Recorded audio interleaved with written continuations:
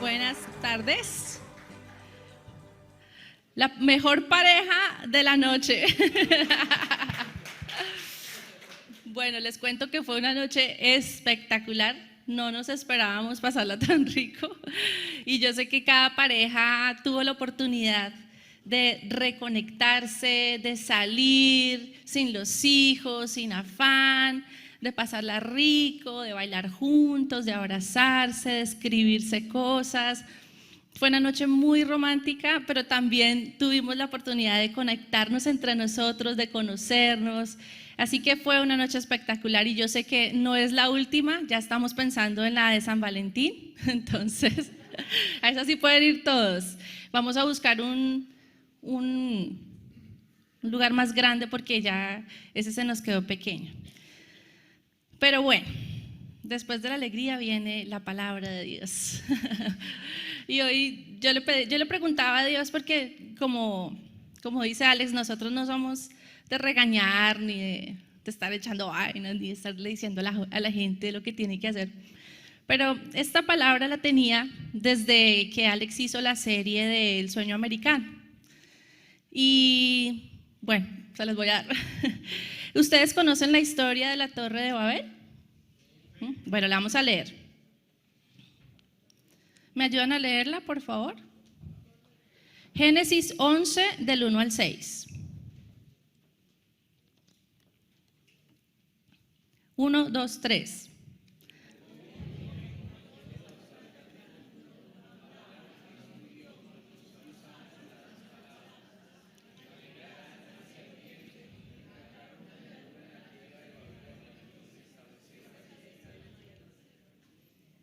Siguiente.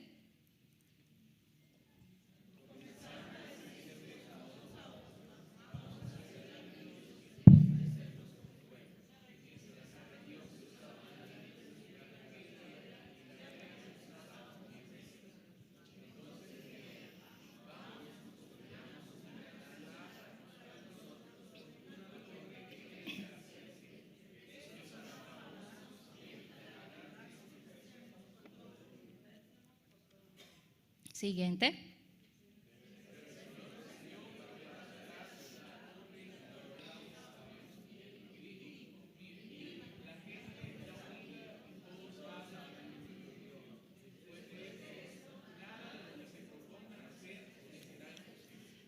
Listo. ¿Entendieron la historia? Ok. ¿Quiénes eran ellos? Ellos eran los descendientes de Noé. Y no hace mucho tiempo había pasado el diluvio.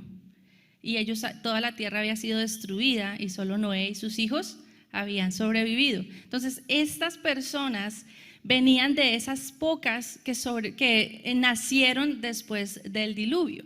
Ahora, yo me imagino que ellos tenían muy fresco en su mente y en su corazón lo que Dios había acabado de hacer. Yo no sé si ustedes se han puesto o se han imaginado lo que fue el diluvio, lo que es que la gente muera ahogada. Y yo le decía a Alex, ¿qué habrá pasado con los cuerpos de las personas que fueron ahogadas? Se las tuvo que haber llevado, me imagino que el agua se la tuvo que haber llevado muy lejos, pero imagínate la cantidad de muertos que hubo, animales. O sea, eso no fue cualquier cosa, eso fue una catástrofe, eso fue algo que tuvo que haberle dolido a Noé y a sus hijos. Me imagino que ellos tenían amigos, tenían conocidos, y ellos le pasaron esa historia a sus descendientes y me imagino que les contaba lo que pasó. Así que en la vida de ellos tenía que haber estado muy fresco la memoria de lo que pasó, del diluvio, y eso tuvo que haber causado en ellos un temor de Dios en su corazón, ¿no les parece?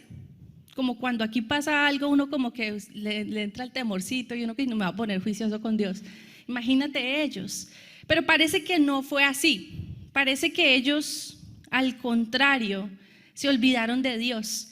Y ellos dice que tenían un mismo idioma y unas mismas palabras. ¿Qué quiere decir? Que ellos no solamente usaban las mismas palabras para comunicarse, sino que el tener un mismo idioma hacía que ellos tuvieran una misma perspectiva de la vida, una misma perspectiva de las cosas. En otras palabras, ellos pensaban igual y hablaban igual.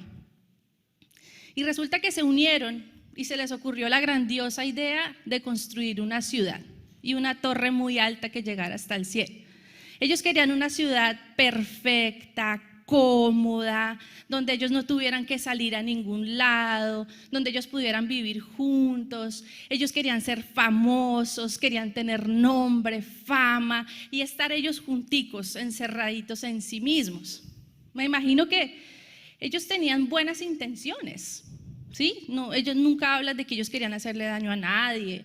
Y la unidad que había entre ellos pues se veía buena, pero Dios vio algo que no le gustó. Y por eso el versículo 6 dice, pero, quiere decir el problema es que Dios vio algo y a él no le gustó la idea que ellos tenían. ¿Qué fue lo que vio Dios? Primero, él vio egoísmo. Si ustedes se dan cuenta, en esa pequeña frase, casi 5 veces o más creo, usaron el pronombre en primera persona nosotros. Vamos a hacer para nosotros, nosotros, nosotros, nosotros. Ellos estaban siendo egoístas y estaban solamente pensando en su propio bienestar. Pero eso tampoco tiene nada de malo, ¿cierto? El querer proteger a su familia y el querer estar bien y buscar un beneficio para ellos. No tiene nada de malo. El problema es que ellos sacaron a Dios de sus planes.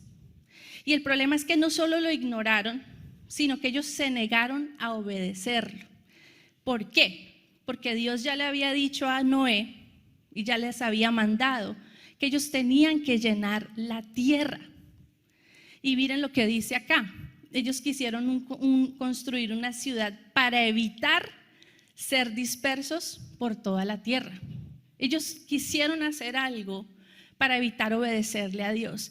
Tal vez en sus mentes dijeron que otros lo hagan, que otros llenen la tierra. Nosotros no lo vamos a hacer. Y a Dios no le gustó, porque ellos querían edificar para sí mismos y querían sacar a Dios de sus planes. Y ellos se apartaron del propósito y de la misión que Dios ya les había dado. ¿Qué más vio Dios? Dios vio orgullo y ambición. Ellos querían ser famosos, pero ellos querían ser reconocidos por lo que ellos habían hecho, lo que nosotros hicimos, lo que nosotros construimos, lo que nosotros hemos logrado. Y ahí está el ego del hombre en todo su esplendor. Ellos querían ser famosos y que la gente los reconociera. El orgullo. Y tal vez hoy lo podemos ver en nuestra sociedad. Podemos ver familias que se dedican a construir y a edificar solo para ellos, pensando solo en ellos mismos. Vamos a construir, vamos a trabajar, vamos a ahorrar, vamos a construir, vamos a comprar casa, vamos a comprar carro, le vamos a dar lo mejor a nuestros hijos, vamos a solucionar nuestros problemas, y se enfocan en sí mismos. Y quieren vivir solo para sí mismos como familia. Y se les olvida, ahora estamos hablando de familias que conocen de Dios, como ellos, que ellos eran hijos de Dios. Y se les olvida el propósito que Dios tiene para la familia. Ustedes saben que la familia es la base de la sociedad. Y yo les pregunto a ustedes, como familias cristianas, ¿qué tanto nosotros estamos influenciando en la sociedad? No mucho. ¿Cuántos de nosotros como familia hemos dicho, abramos nuestra casa para invitar a otras familias y hablarles de Dios? ¿O cuántos de nosotros nos preocupamos por los papás de los hijos que van a las escuelas de nuestros hijos? ¿Y saben por qué? Porque estamos muy ocupados. Estamos ocupados tratando de solucionar nuestros problemas. Es que mi matrimonio, es que las finanzas, es que las deudas, es que tenemos que recuperar todo lo que hemos perdido y volver otra vez a tener todo lo que teníamos antes. No nos queda tiempo porque estamos pensando en nosotros, enfocados en nosotros, en lo que nosotros necesitamos, en lo que nosotros queremos construir. También lo vemos individualmente. Queremos prosperar, queremos ser reconocidos, queremos demostrar que algún día fuimos algo. y solo pensamos en lo que yo necesito, es que yo quiero, es que yo necesito, es que mis planes, es que lo que yo anhelo, mis metas, mis sueños, y solo estamos pensando en nosotros. Y nos olvidamos que Dios nos dejó un mandamiento. ¿Cuál fue el único mandamiento que Jesús nos dejó? Amar a Dios sobre todas las cosas y amar a los demás como a nosotros mismos. Pero muchas veces caemos en cumplir solamente la última parte de ese mandamiento, amarnos a nosotros mismos. Eso sí, para eso sí somos buenos. Y estamos pensando en nosotros. Y nos apartamos del plan de Dios y del propósito que Dios tiene para nosotros. ¿Qué hizo Dios? Vamos a leer el versículo 7 y 9.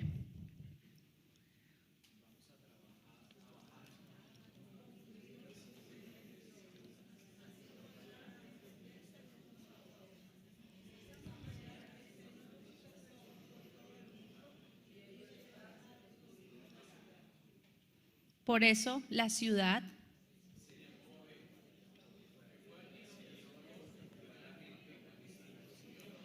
y así los dispersó por todo el mundo.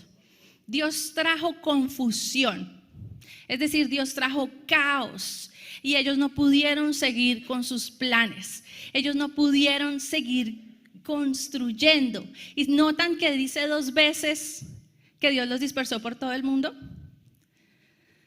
Quiere decir que Dios finalmente hizo su voluntad. O sea, Dios en su soberanía hizo lo que Él ya les había pedido que hicieran. Y Dios tuvo que traer caos y Dios tuvo que traer confusión para destruir los planes que ellos estaban teniendo, lo que ellos estaban construyendo, apartados de su voluntad y de su propósito.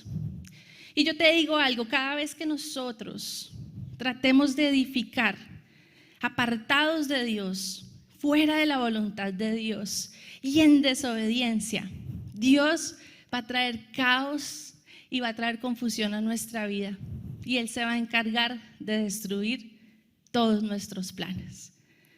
Y tal vez tú ya lo has vivido, tal vez tú ya has vivido lo que es que tú tengas una vida construida y algo pasa y todo se desbarata, que tú tenías planes, que tú tenías algo y todo lo pierdes en algún momento. Sé que muchos lo vivieron en sus países, que ya tenían una vida construida, ya tenían estabilidad, ya estaban bien, edificando, y vino caos a su país y tuvieron que salir dispersos a otros países, ¿verdad? Pero también en las casas. Viven juntos, se edifican juntos, pero viene confusión en el matrimonio y se desbaratan todos los planes. Viene confusión a tu trabajo, con tus hijos, y todo lo que tú tenías planeado y lo que estabas edificando se te va al suelo. Y uno se pregunta ¿por qué? ¿Por qué a nosotros? Porque uno ve gente afuera que le va tan bien, nunca les pasa nada, nunca tienen problemas, tienen trabajo, el matrimonio está bien, y uno dice, bueno, de pronto los hijos se portarán bien, mal, ¿no? Uno anhelando encontrarle algún defecto a la familia, y los chinitos son súper juiciosos, van a la universidad, y uno dice, algo tiene que haber ahí, y uno ve nada, viven bien, nunca les pasa nada, y a nosotros que tratamos de hacer algo y nos va mal, nada que levantamos, nada que edificamos, llegamos a este país y nada que hemos podido lograr la vida que anhelamos, la estabilidad, la tranquilidad, la paz, lo que realmente nosotros anhelamos como familia, y nos preguntamos por qué. Y encontré la respuesta en Ageo 1, del 2 al 9. ¿Lo leemos o lo leo yo? Todos.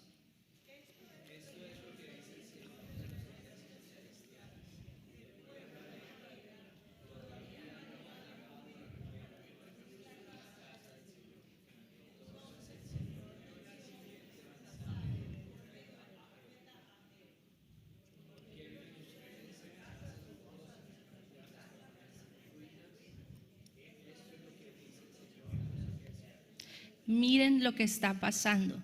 Han sembrado mucho, pero cosechado poco. Comen, pero no quedan satisfechos. Beben, pero aún tienen sed. Se abrigan, pero todavía tienen frío. Sus salarios desaparecen, como si los echaran en bolsillos llenos de agujeros. ¿Cuánto dice la amén? Que tiene uno sus ahorritos y se daña la nevera. Que por fin voy a poderme comprar un carro y se me daña el carro de mi esposa.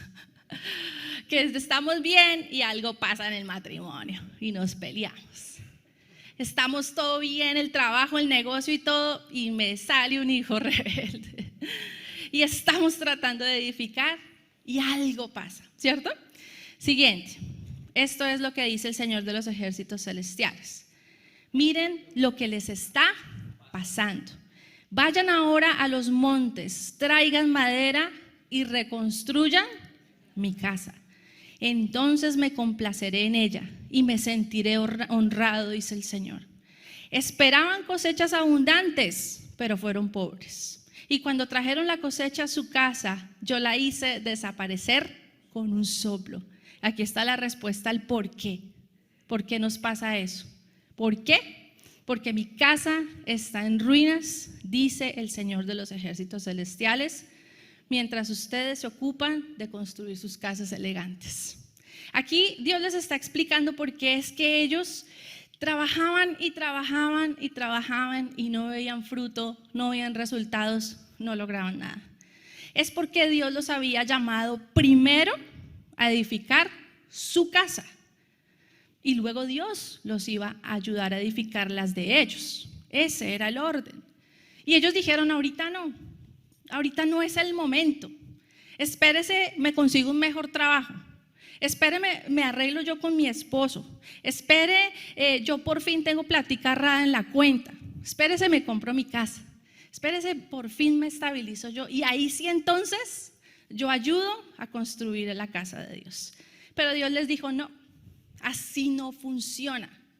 Ustedes primero ayudan a edificar la casa de Dios y luego yo los voy a ayudar a edificar la casa de ustedes. Y mientras mi casa esté en ruinas y mientras la obra de Dios no se esté haciendo, ustedes no van a poder edificar ni levantar ni lograr lo que se han propuesto. Y eso puede sonar duro, ¿cierto? Pero Dios es un padre y cuando uno espera de sus hijos algo, obediencia, que ayuden en la casa, y ellos lo hacen, tú sientes el deseo de recompensar. Pero cuando se portan mal, cuando desobedecen, cuando no ayudan, pues a ti no te dan ganas de ayudarlos, ¿sí o no? Dios es igual, de la misma manera. Ahora, yo te quiero decir algo hoy.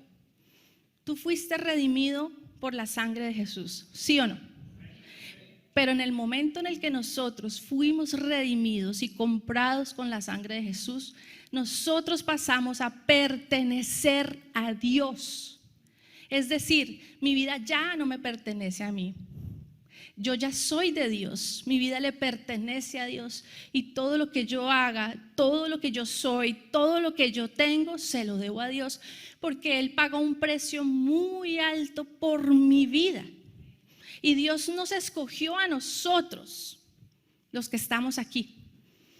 Nosotros no somos como los de afuera, ni fuimos llamados a vivir como viven los de afuera.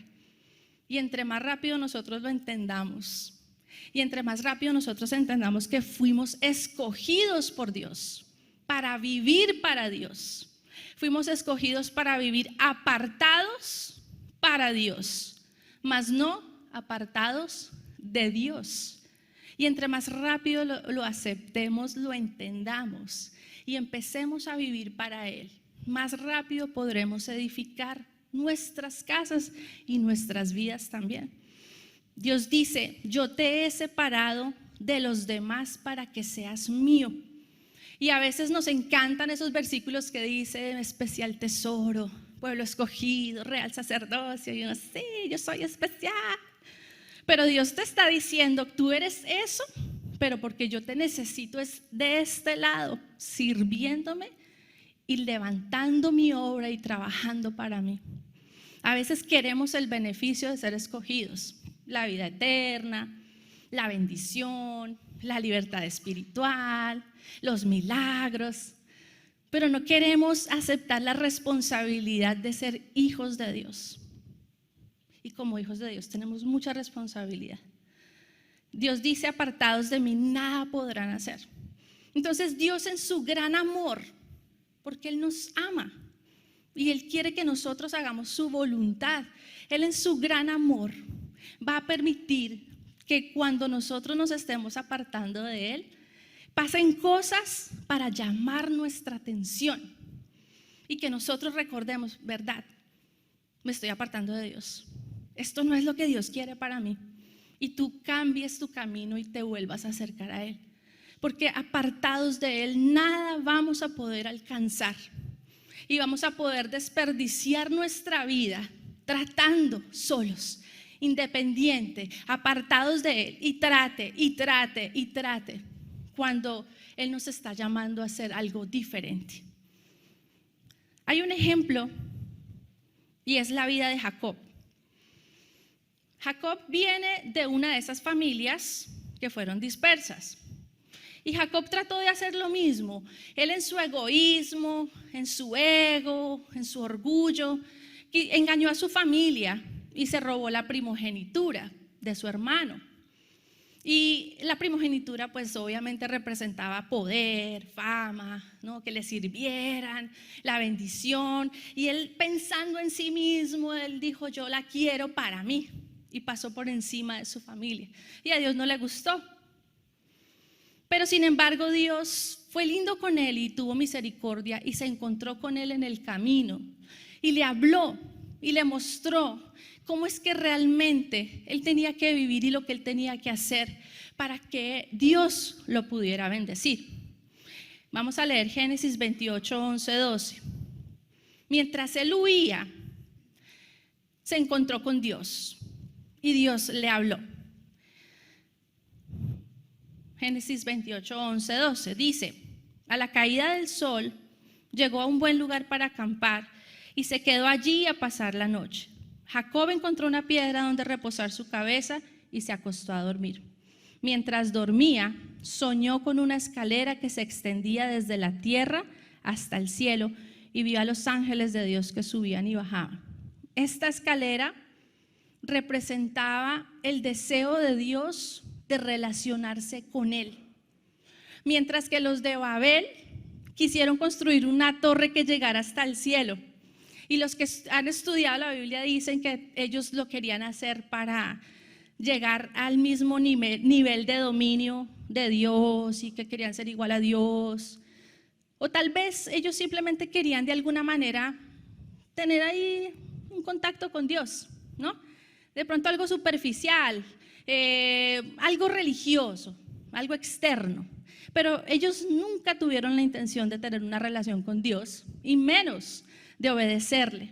Y Dios acá le dijo a Jacob, a través de esa visión, que el deseo de él era tener una relación personal con él. Y ahí es donde empieza todo para nosotros, sus hijos. Toda la bendición y todo lo que nosotros anhelamos comienza con una relación personal con Dios, no con una religión. Porque cuando nosotros simplemente buscamos a Dios de una manera externa, viniendo a la iglesia solamente, va a ser muy difícil que tú y yo entendamos qué es lo que Dios quiere de mí, no para mí, de mí. ¿Qué es lo que Dios espera de mí? ¿Cuál es su voluntad? ¿Cuál es su propósito para mi vida? Solamente en la presencia de Dios, solamente cuando tú oras, cuando tú lo buscas, cuando tú lees la Biblia, cuando tú hablas con Dios, es que tú vas a tener un corazón sensible y receptivo y vas a entender cuál es la voluntad de Dios para tu vida. Sé que para mucha gente que le digan es que tiene que servirle a Dios, es que tú tienes que servirle a Dios, es que tú tienes, y la gente no entiende. La gente como que ya están, debe ser que están necesitando ayuda y entonces hacen la campaña para que pero no es eso. Lo que pasa es que si ya nosotros fuimos escogidos y eso es lo que Dios anhela de nosotros, tú y yo no tenemos otra opción más que obedecerle.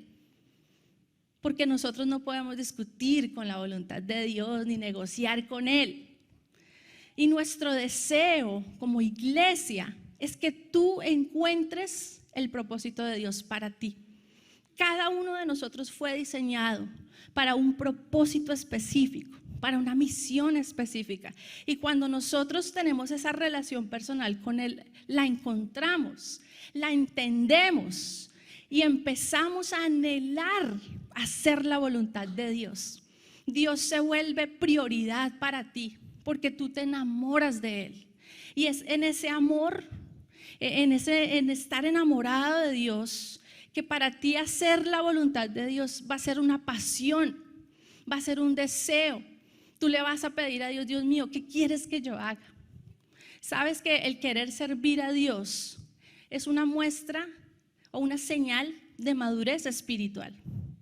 Porque entre más tú conoces a Dios, entre más tú conoces su palabra, entre más tú rindes tu voluntad y tus deseos, entre más tú mueres a ti mismo, más Dios pone en ti el deseo de hacer la voluntad de Él y de servirle. Ahora, tú hoy puedes escoger tener una relación personal con Dios en donde Él te va a hablar y te va a mostrar su voluntad, o seguir tu vida independiente de Él, tratando de adivinar qué es lo mejor para ti, tratando de adivinar qué es lo mejor para tus hijos, qué es lo mejor para tu negocio, y tratando de vivir y viviendo a ciegas, ¿sí? Tratando, fallando, desperdiciando la vida, cuando toda la respuesta la tenemos en la presencia de Dios, de rodillas, cuando oramos todos los días, cada uno de nosotros. Luego Dios le dio a Jacob una promesa, un mandamiento y un propósito. Vamos a leer el siguiente versículo. No están los versículos. En la parte superior de la escalera estaba el Señor, quien le dijo: yo soy el Señor.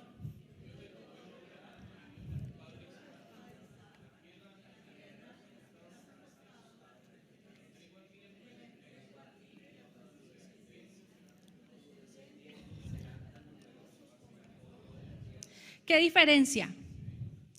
Ahí parece. ¿Qué diferencia? Dios le dio una promesa a Jacob. ¿Qué diferente es eso a lo que él estaba tratando de hacer antes? Con engaños y bueno, todo lo que él hizo. Esta vez Dios le estaba dando una promesa. Y no solamente le estaba dando una promesa para él, sino para sus generaciones. Él le dijo: yo te voy a dar una tierra donde tú vas a poder edificar. Yo te la voy a dar. Pero no solamente va a ser para ti, sino para todas tus generaciones. Y te acuerdas que la Biblia dice que Dios visita la bendición hasta 1000 generaciones. Porque cuando tú y yo le servimos a Dios, Dios no solamente te va a bendecir a ti, sino que esa bendición va a ser para todas tus generaciones de aquí en adelante. Por eso es que cuando nosotros pensamos solo en nosotros, así estemos pensando en nuestros hijos y la familia, nosotros no estamos pensando en las generaciones que vienen y tratamos de edificar y trabajar para algo que momentáneo, para algo para el ahora, para lo que yo pueda alcanzar a hacer de aquí a 90 años. Pero no estamos pensando en las generaciones que vienen después de nosotros. ¿Qué les estamos dejando a ellos? Nada. La universidad de los hijos. Y si los hijos no quieren ejercer lo que estudiaron, entonces la plática se perdió. Luego le dice: se esparcirán en todas las direcciones, hacia el oriente y el occidente, hacia el norte y el sur. Aquí le dio un mandamiento. Nuevamente Dios diciendo que se van a esparcir. Lo que le había dicho a los de la Torre de Babel que ellos no quisieron hacer. ¿Cuál era el afán de Dios de dispersar a la gente por toda la tierra? ¿Qué creen ustedes que era? ¿Por qué ese afán de Él? Porque Él quería darse a conocer en todo el mundo. Y Él solamente lo podría hacer a través de los que ya lo conocían a Él. Dios quería que en todos los rincones de la tierra hubiera alguien que lo conociera a Él, para que esa persona y esa familia lo diera a conocer a todos los que estaban a su alrededor. Ese era el deseo de Dios. Y por eso el haberse encerrado los de Babel estuvo mal, porque ellos no quisieron salir para dar a conocer a Dios a otras personas. Y ellos dijeron que lo hagan otros. Y por eso hoy encerrarnos en nosotros mismos y enfocarnos en nosotros está mal, porque nosotros no estamos saliendo de nuestra zona de comodidad. Bueno, digamos que de comodidad, porque a veces no es que vivamos tan cómodos que digamos, de nuestros problemas, no queremos salir de ahí. Y entonces, ¿cómo la gente va a conocer de Dios? Por eso Dios quería que la gente fuera dispersa. Y tal vez por eso es que tú estás en este país. Y Dios te sacó de donde tú estabas. Luego dice, todas las familias de la tierra serán bendecidas por medio de ti y de tu descendencia. Les dio un propósito. Le dijo, mira, yo te voy a bendecir, yo voy a bendecir tu familia, yo te voy a bendecir, pero no es para que tú te quedes con esa bendición para ti, ni para ti solo, ni para que tú la disfrutes solo con tu familia. Esta bendición que yo te voy a dar es para que tú puedas bendecir a otras familias.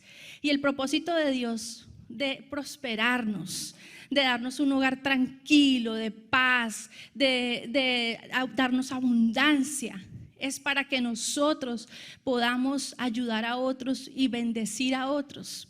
En este tiempo de Navidad, en el tiempo de Acción de Gracias, los que pudieron dar, chévere, tuvieron cómo dar, ¿cierto? Pero ¿cuántos dicen, yo hubiera querido ayudar a alguien, pero no puedo, no tengo? O yo quisiera invitar gente a la iglesia, pero yo no puedo, yo estoy tan mal que yo no tengo ganas de nada. Y no podemos bendecir a otros porque no tenemos que dar. Y el propósito de Dios de darnos un hogar con paz, con tranquilidad y aún bendecirnos y prosperarnos económicamente es para que nosotros no nos quedemos con esa bendición para nosotros, sino con un propósito, y el propósito es bendecir a otras familias. Y lo último es que le dijo, además yo estoy contigo y te protegeré donde quiera que vayas. Llegará el día en que te traeré de regreso a esta tierra. No te dejaré hasta que haya terminado de darte lo que te he prometido. Aquí está la buena y la mala noticia. ¿Cuál es la buena noticia? Que Dios va a estar con nosotros y que dice que Él va a cumplir todas sus promesas. Esa es una buena noticia. Dios mío, o sea, tú vas a cumplir todas las promesas que tú me has dado. Amén.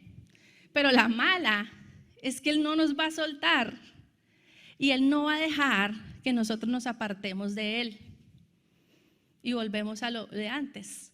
Él se va a encargar de destruir todo plan y todo lo que nosotros hagamos que nos aparte de Él. ¿Sí? Entonces depende de nosotros. ¿Qué tan rápido queremos la bendición? ¿Qué tan rápido queremos ver nuestras vidas por fin edificadas? Que por fin estemos levantando. Depende de nosotros. Ahora Jesús, y ya terminando, Jesús viene de Jacob y en Jesús se cumplió esa promesa, porque Jesús vino y a través de Él todas las familias son bendecidas. Jesús vino, ¿a qué vino Él? Él vino a dar su vida. Él vino a darnos ejemplo de lo que es vivir para Dios. Jesús no vino a que le sirvieran, y Él no vino a ser famoso, y Él no vino a tener éxito, y Él no vino a nada de eso. Él vino a lo que vino. Él vino a dar su vida por nosotros, para que en Él todas las familias de la tierra fueran bendecidas. En Él se cumple la promesa de Jacob. Pero Jesús también, antes de irse, le dice a sus discípulos, o sea, ¿quiénes? Nosotros. ¿Se acuerdan la prédica de los discípulos, que todos nosotros somos discípulos de Jesús?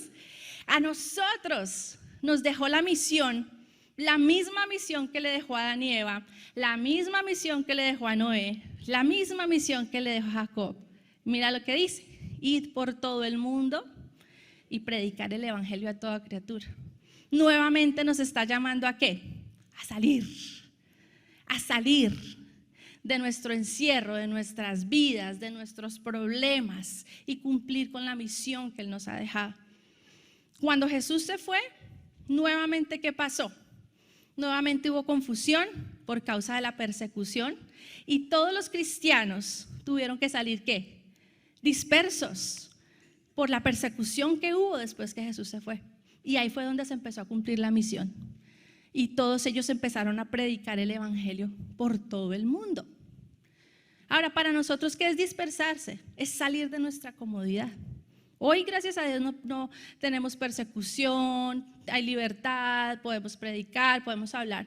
Pero realmente es salir de nuestro encierro. De el no querer hablar con nadie, el no querer salir con nadie, el no querer hacer nada. Primero yo, segundo yo, mis problemas. Y querer salir de ese encierro, eso es dispersarse para nosotros hoy. Y volviendo a la palabra de Ageo, ¿qué es construir la casa de Dios? La iglesia no es un edificio. La iglesia somos nosotros. Y la iglesia se edifica aquí adentro. Entre nosotros edificamos su iglesia, pero también la edificamos afuera con los que no conocen de Dios. Y servirle a Dios es ¿qué? Es servirle a los demás. Y nosotros dentro de la iglesia nos podemos servir unos a otros usando nuestros dones, usando nuestros talentos, usando nuestro tiempo, usando nuestras finanzas. Así es que nosotros edificamos la casa de Dios. Y afuera la edificamos predicando el evangelio, conociendo familias, ayudándolas, llevando el amor de Dios, llevando la salvación a esas familias. Así es que nosotros edificamos la casa de Dios hoy, aquí adentro y afuera. Y miren tan chévere la última palabra que dice Ageo en el capítulo 2, 18 y 19, esa no está acá. Dice: consideren este día, el 18 de diciembre. Me adelanté 2 semanas, pero bueno. Cuando los cimientos del templo del Señor fueron establecidos, considérenlo bien. Ahora les doy una promesa.